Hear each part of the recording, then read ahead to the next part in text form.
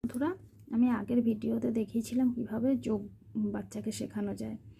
তো আগে আমি ভিডিও আপলোড করেছি কিভাবে বাচ্চাকে সংখ্যা এবং তার পাশাপাশি সংখ্যার বানানটি শেখানো যায়।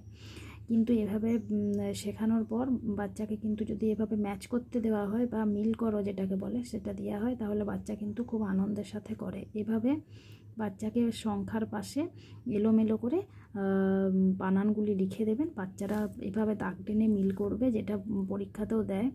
তো সেভাবে যদি করাতে পারেন বাচ্চারাও আনন্দ পাবে এবং এভাবে করালে পরে শিখবেও তাড়াতাড়ি। 2-এর সাথে 2, 3, 3-এর সাথে 3, 4 পাশাপাশি আছে, বাকি আছে 1। তো যদি ভিডিওটি ভালো লাগে অবশ্যই একটি লাইক করবেন। আমি এখানে 10 অবধি দিয়েছি।